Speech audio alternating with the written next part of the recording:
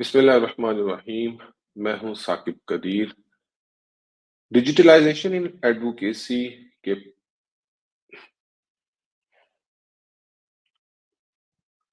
बिस्मिल्लाहिर्रहमानिर्रहीम। मैं हूं मोहम्मद साकिब कदीर।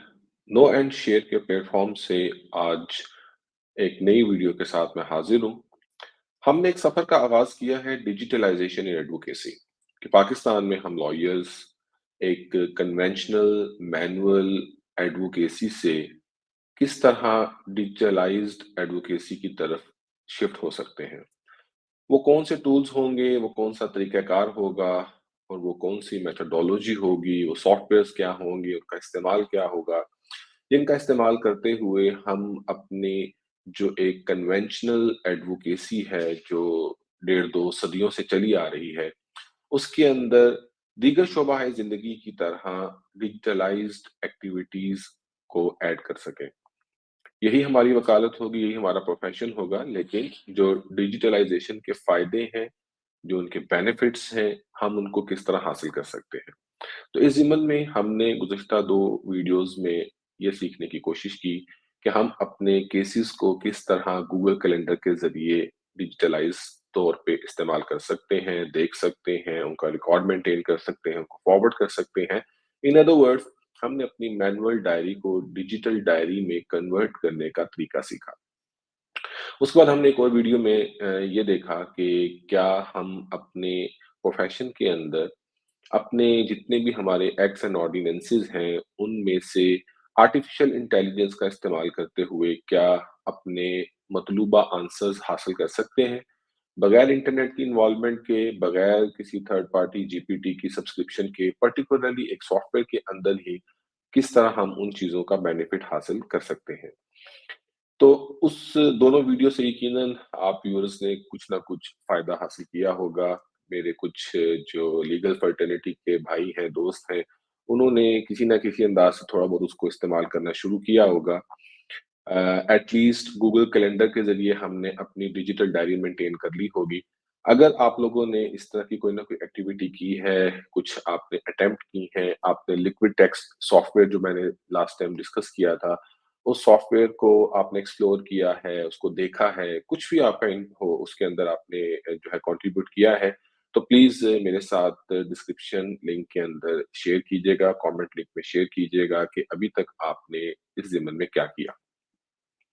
आज हम लिक्विड टेक्स्ट के ही कुछ दीगर फंक्शंस को अपने प्रोफेशन पॉइंट ऑफ व्यू से समझने की, सीखने की कोशिश करेंगे। एक बात बताता चलूँ कि जो लिक्विड टेक्स्ट सॉफ्टवेयर है, ये विंडोज़ कंपैटिबल भी है, ये मैक कंपैटिबल भी है और आईओएस यानी कि आईपैड या आईफ़ोन में भी इनकी एप्लीकेशंस अवेलेबल हैं, हम उनका इस्तेमाल कर सकते हैं। लिमिटेड फंक्शनैलिटीज़ के साथ इसका free version of course available है। और अगर हम पेड वर्ज़न लेंगे तो ऑफ कोर्स उसके जितने भी मैक्सिमम बेनिफिट्स हैं वो हम हासिल कर सकेंगे। दूसरी इसकी ब्यूटी ये है कि अगर आपके पास इसका पेड वर्ज़न है, तो आप अगर अपने आईपैड पे, आईफ़ोन पे या विंडोज़ पे या मैकबुक में कहीं भी कोई भी फ़ाइल इम्पोर्ट करते हैं, उस फ़ाइल के ऊपर कोई किसी भी तरह का कोई काम करते हैं, तो वो आपके तमाम जो ऑपरेटिंग सिस्टम्स हैं, आपका आईपैड, आईफ़ोन, मैक, विंडोज़ उन सब में सिंक हो जाता है। तो इस तरह आपने अगर किसी अपने मैकबुक पे लिक्विड टेक्स्ट के अंदर कोई काम किया है और बाद-अज़्ज़ा आप आईपैड पे उसको कंसल्ट कर रहे हैं, तो आपने जो काम किया होगा, वो आप आईपैड पे भी देख सकेंगे। तो आज हम एक नया एक कह लीजिए कि बुनियादी फंक्शन कि हम अपनी जो फ़ाइल है, पीडीएफ फ़ाइल, उसको लिक्विड टेक्स्ट में हम उसका किस तरह का इस्तेमाल कर सकते हैं। बहुत सारे उसके मुख्तलिफ फंक्शंस हैं जो हम यूज़ कर सकते हैं, लेकिन आज मैं पहला और बेसिक फंक्शन आप लोगों के साथ शेयर करूँगा। तो चलते हैं आज लिक्विड टेक्स्ट की इस न्यू प्रोडक्टिविटी को सीखने और समझने की तरफ।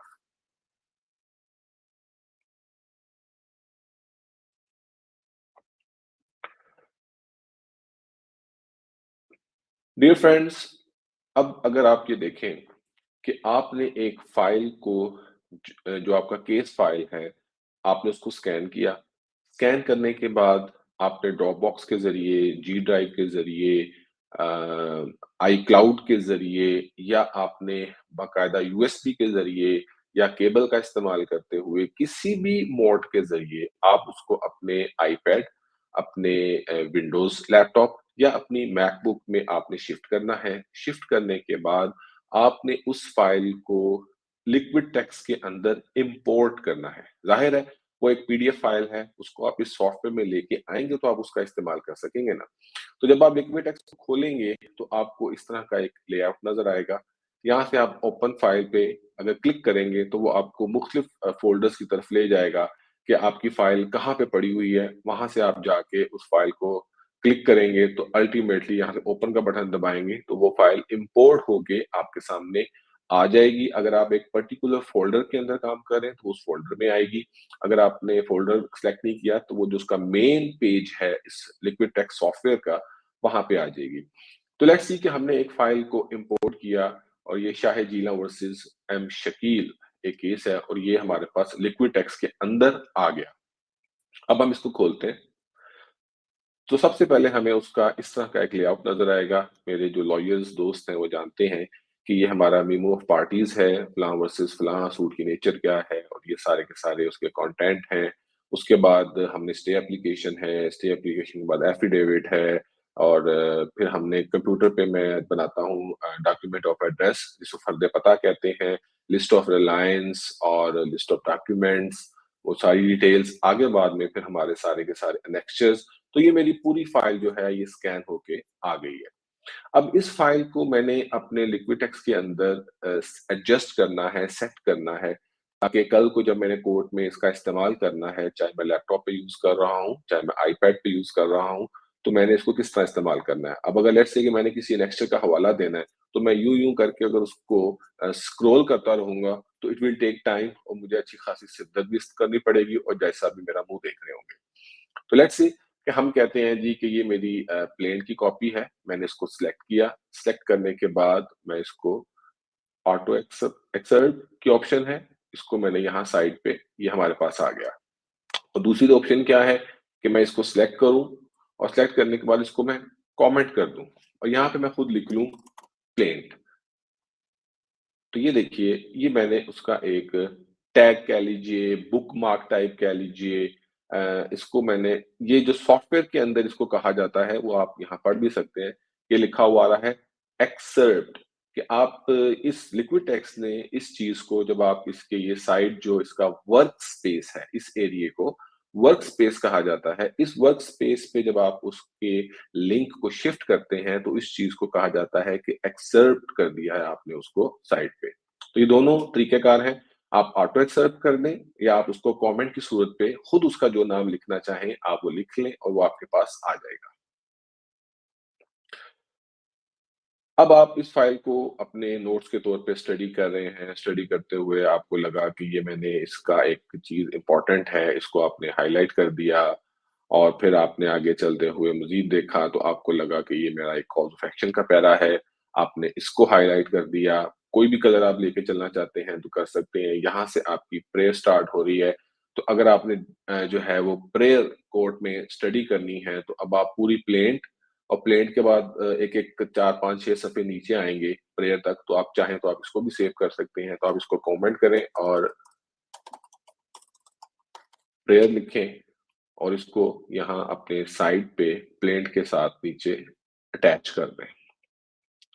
उसके बाद आपको पता है जी कि हमारी ये एक स्टे एप्लीकेशन है, आप इसको पकड़िए और इसके साथ कमेंट कीजिए, स्टे एप्लीकेशन ये आपके पास आ गई। कल को जब आपने केस फाइल होने के बाद स्टे एप्लीकेशन को आर्ग्यू करना है, तो वो आपके सामने है। उसके बाद अब लेट्स सी कि अब आपके जो लिस्ट ऑफ डॉक्यूमेंट्स हैं, उनमें आपको लगता है कि ये मेरी सेल डीड है, बयाना है, मैंने इसको भी टैग करना है ताकि जब मैंने इसको रेफर करना होगा, तो मुझे इसको भी स्क्रॉल करके एक-एक सफ़े को नीचे जाके ढूँढना ना पड़े। तो अब ये लेट्स से कि हमारे पास 4-5 चीज़ें और इसी तरह आपने अपनी पूरी फ़ाइल को इस तरह एडजस्ट कर लिया है और अब आप कह लीजिए कि कोर्ट में हैं और आप इसको कंसल्ट करते हुए डिस्कस करना चाह रहे हैं। तो आप ये देखिए कि सिंपल आप प्लेन पे क्लिक करें, तो आप प्लेन पे पहुँच के आप इसके प्रेयर पोर्शन पे जाना चाहते हैं, आपने क्लिक किया, आप ये प्रेयर पे पहुँच गए। आप स्टे एप्लीकेशन पे जाना चाहते हैं, जस्ट बाय 1 क्लिक आप स्टे एप्लीकेशन पे आ गए। अब आप अपने किसी एनेक्स्चर का रेफरेंस देना चाहते हैं, तो आपने ये सेल डीड लिखा, तो आप उस पे जाके आपने क्लिक किया, तो आप वहाँ पर पहुँच गए और यहाँ पे आप लेट्स से वन्स अगेन वही एनेक्स्चर में आपने अगर किसी डॉक्यूमेंट को हाइलाइट करना है, तो आप हाइलाइट कर सकते हैं। यहाँ एक बात बताता चलूँ कि जो पीडीएफ स्कैन्स होते हैं, पीडीएफ को हमने जब स्कैन किया होता है और वो एक इमेज फॉर्म में पीडीएफ बनता है, तो उसको हम सिलेक्ट करें तो वो अक्सर प्रॉब्लम करता है। तो इसमें दूसरी ऑप्शन ये होती है कि आप उसको इस अंदाज़ से अपनी फिंगर्स के ज़रिए ड्रैग करके सिलेक्ट कर लेंगे, तो वो कल को उसको कन्वर्ट नहीं करेगा, इसी मनोअन शक्ल में वो उसको उर्दू में ही यूँ साइड पे ले जाएगा। तो अब इस तरह हमारे पास ये पीडीएफ फाइल यहाँ पे मौजूद है। आपको याद होगा कि मैंने इस फाइल में 2-3 चीज़ों को हाइलाइट किया था। अगर हम टच स्क्रीन से इस फाइल को जो है वो देखते हुए हम चाह रहे हैं कि वो मेरे हाइलाइट्स वाले पोर्शन कौन से हैं, कहाँ पे हैं, तो हम सिंपल इस फाइल को स्क्रॉल करते हुए उन हाइलाइटेड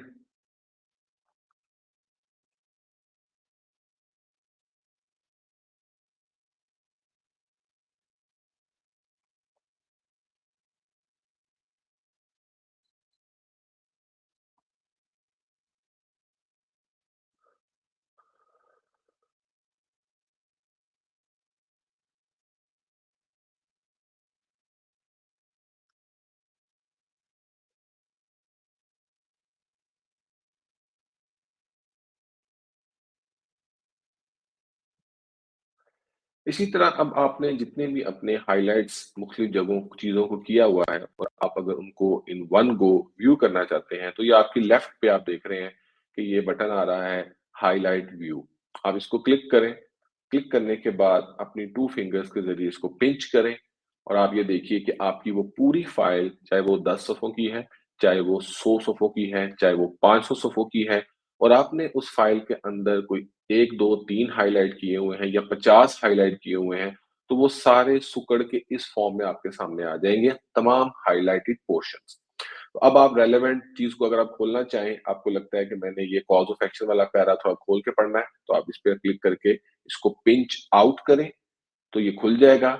पिंच इन करेंगे, तो फिर आपके पास ये सारे स्क्वीज़ होके ये देखिए मैंने पिंच इन किया तो मेरे वो हाइलाइटेड चीज़ें सारी एक जगह पे इकट्ठी हो गई। मैं इसको पिंच आउट करता हूँ तो ये वापस अपनी बाय डिफ़ॉल्ट सूरत में आ गई। तो आज जस्ट हमने ये सीखा कि लिक्विड टेक्स्ट के अंदर हम किस तरह अपनी फ़ाइल को इम्पोर्ट कर सकते हैं, पीडीएफ फ़ाइल को। उसके ज़रिए हम किस तरह चीज़ों को एक्सर्प्ट करते हुए अपने वर्क स्पेस पे एडजस्ट कर सकते हैं, लिंक कर सकते हैं। उसके बाद में सिंपल हम उनको क्लिक करेंगे और हम रेलेवेंट पेज पे, रेलेवेंट जगह पे पहुँच जाएँगे। प्लस हमने अपने उस फ़ाइल के अंदर जितनी भी चीज़ों को हाइलाइट किया होगा, तो हम पिंच इन करते हुए वो सारी हाइलाइटेड जगहों पे बड़े आराम से पहुँच सकते हैं। तो आज के लिए इतना ही काफ़ी। मेरे दोस्तों से रिक्वेस्ट है कि प्लीज़ आप इन चीज़ों को इस्तेमाल कीजिए और डिजिटलाइज़ेशन इन एडवोकेसी के सफ़र में आगे बढ़िए। इंशाअल्लाह आपको इसका बहुत फ़ायदा होगा। अब तक के लिए इतना ही, नेक्स्ट टाइम नई वीडियो के साथ हाज़िर होऊँगा। अस्सलामु अलैकुम व रहमतुल्लाह।